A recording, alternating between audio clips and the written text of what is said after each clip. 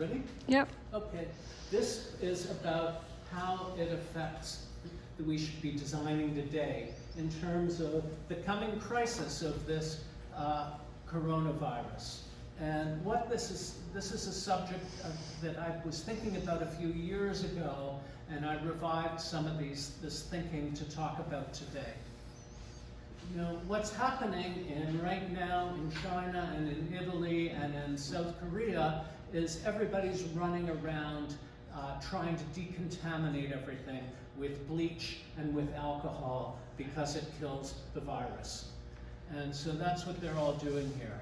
Walking down streets, going through buildings, going on balconies and escalators and everything, just washing everything down with bleach and alcohol.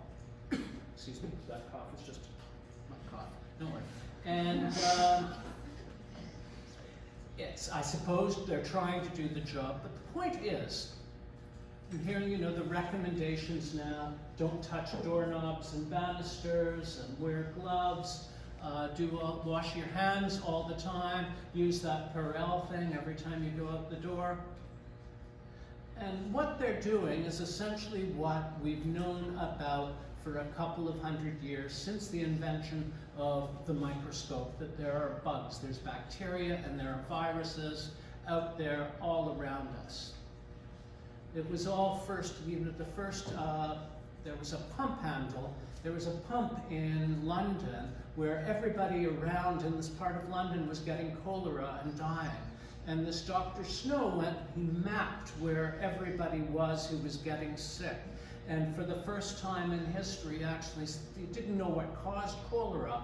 All he knew is that everybody who was getting sick and dying, it turned out, was getting water from this one pump.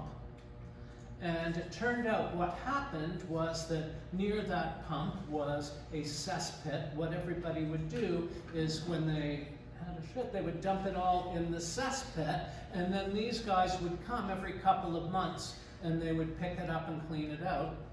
And this one cesspit was leaking and it was going and contaminating the pump. So suddenly when he took the handle off the pump and people had to get some water somewhere else, the whole cholera epidemic ended.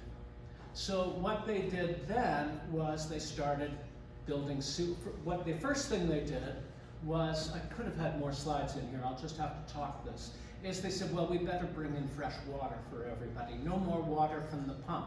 So in London, they started developing a whole system of water pipes to bring water to people's houses.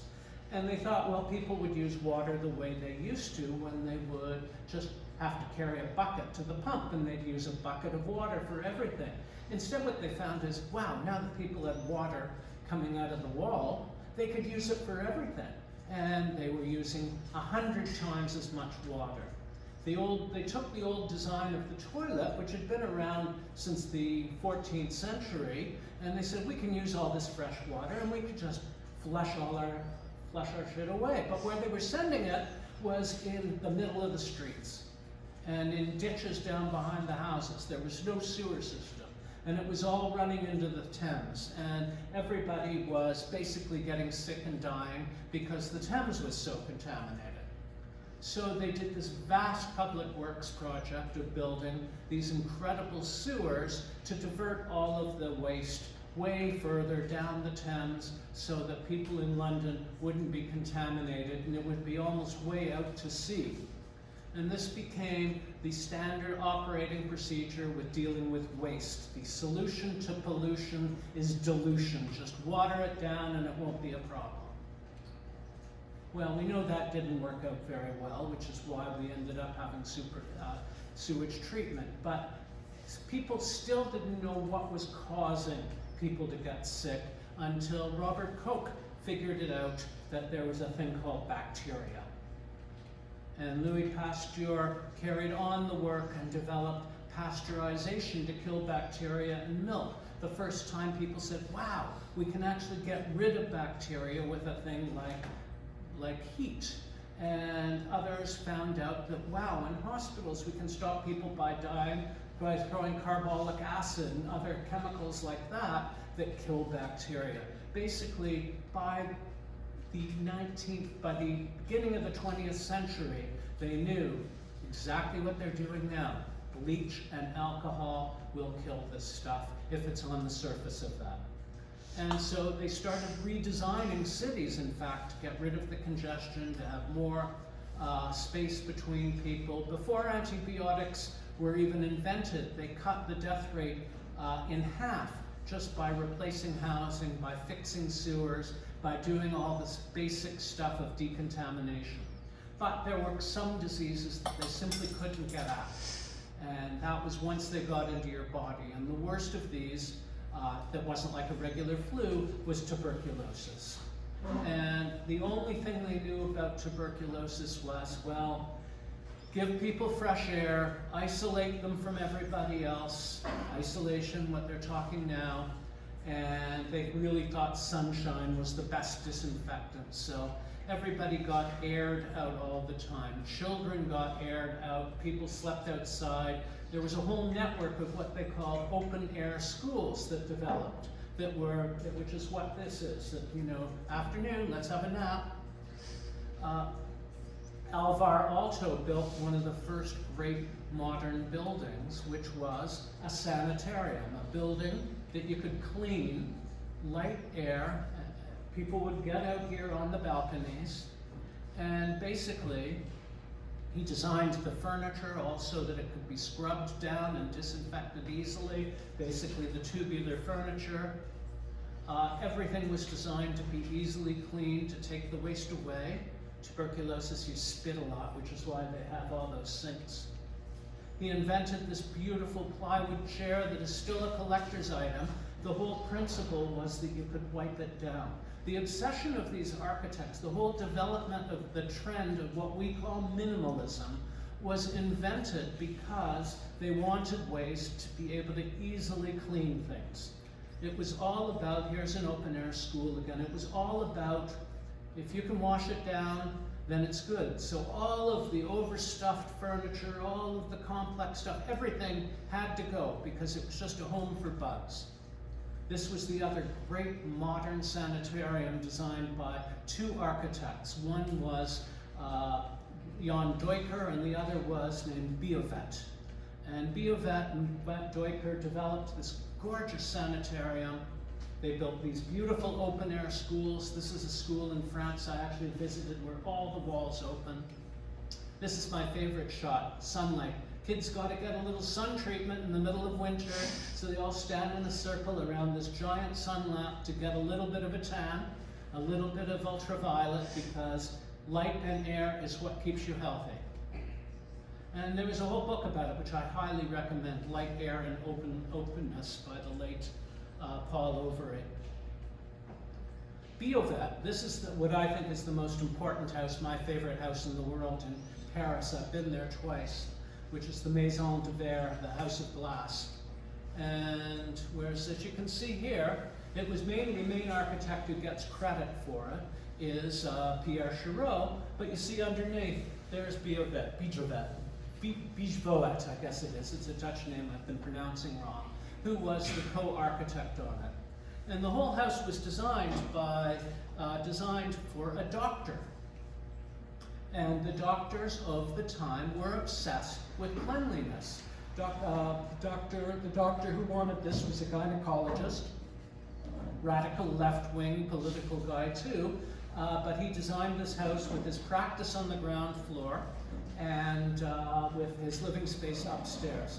I've been in it twice. It's very hard to get into, but and I was never allowed to take pictures inside.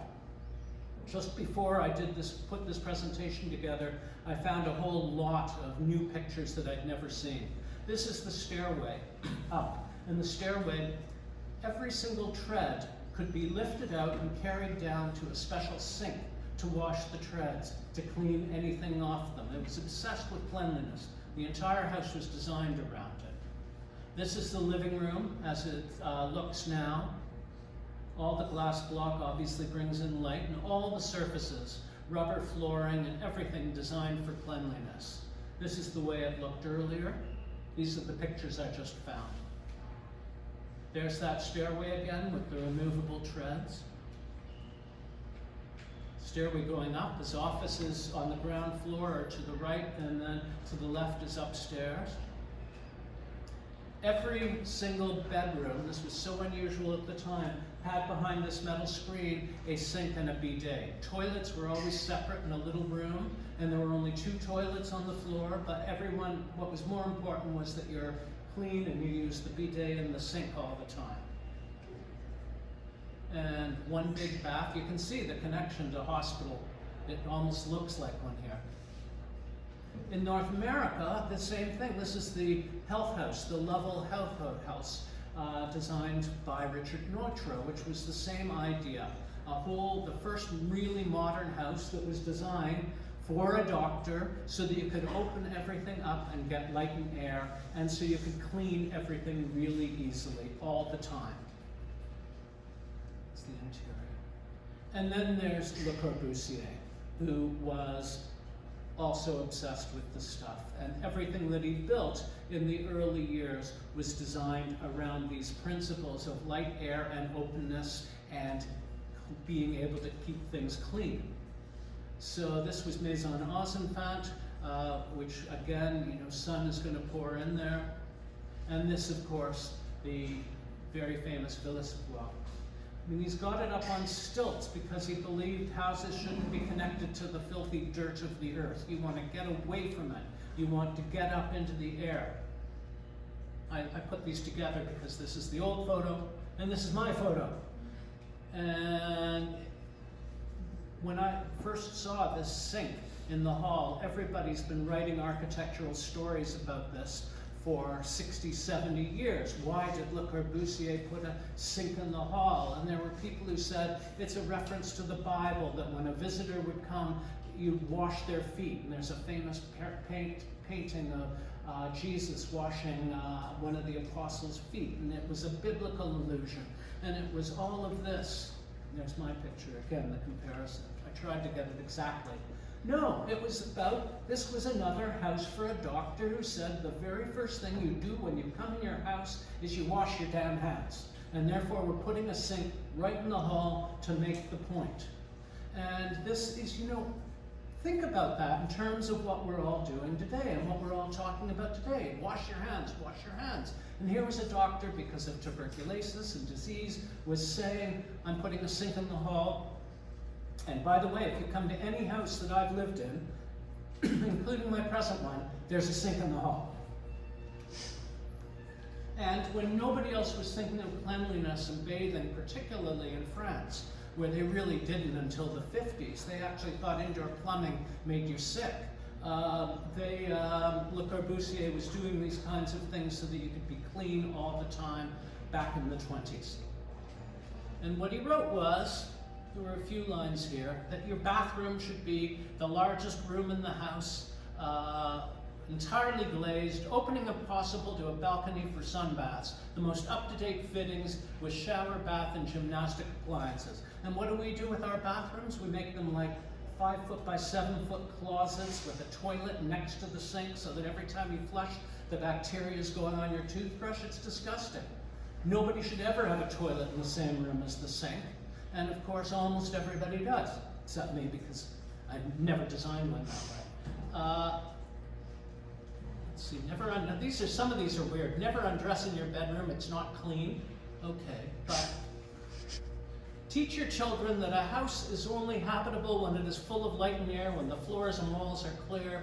To keep your floors in order, eliminate heavy furniture and thick carpets. So, all of this stuff you think today, where did minimalism come from? Why do people no longer have the thick carpets, the thick drapes, all of this stuff that our grandparents and great-grandparents did? It was because these doctor types and architects designing for doctors were scared of bacteria and bugs and wanted you to be able to clean things. Le Corbusier did something in his own apartment that I'd never seen. In a place where hardly anyone had bathrooms, he had in the master bedroom a his and her bathroom. This was his wife's tub and sink, her bidet right in the middle of the bedroom. She hated it, and she crocheted a cover to cover the bidet because she didn't want to be looking at it right in the middle of the bedroom. And Le Corbusier himself, he had his own shaving sink here, and right beside it, a big stall shower that you could get in. And again, this is France in the 30s. This is unheard of.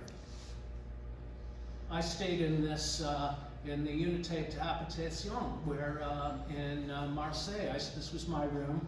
Right behind that wall, at the head of the bed, was a beautiful sink and washstand and everything you needed. And outside the door with the modular man on it was a toilet that I shared with one other person. Which again, when this thing was done in the 40s, was unheard of in France. There'd be a toilet down at the end of the hall for everybody to share. His own cabin down in on the south coast in Marseille had a beautiful bathing area off to the side with a big window, tiny little cabin. And of course, everywhere I went that he had designed for, they were the tonneau chairs. These chairs, bentwood chairs, you can still buy them. I have them on my dining room table because they're simple, they're airy, and they're easy to clean. So this was in one house of his, this was in his own apartment again. And Mies van der Rohe learned from this. Why do Miesian places look like this? Why is the furniture that Mies designed the way it is? Well, this is a line of tonneau furniture that Mies designed for, and what Mies said was, why did I develop tubular furniture? It promotes comfortable, practical living, it facilitates the cleaning of rooms, avoids inaccessible, dusty corners, it offers no hiding place for the dust and insects, and therefore there is no furniture that meets modern sanitary demands better than the tubular steel furniture.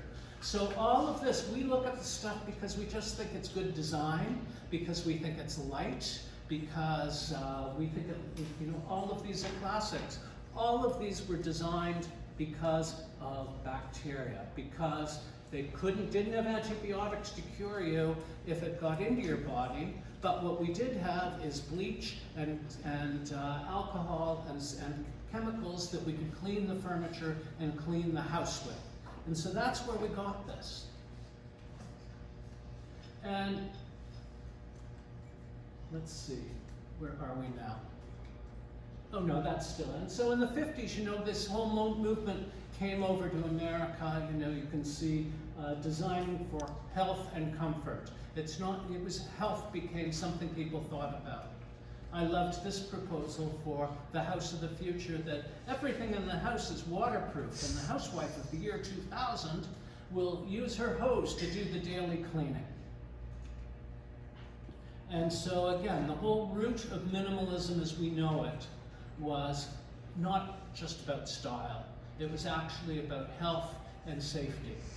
And the reason I talk about this today, when I was writing about it 4 years ago, when there were all this talk about antibiotics are not going to work anymore, and that we should be designing like we don't have antibiotics, which was what I was saying then, now we should be designing as we've got a pandemic around the corner, and we're going to have to disinfect our houses and disinfect our hands and do all this just like those doctors were doing in the 20s and 30s before antibiotics came around.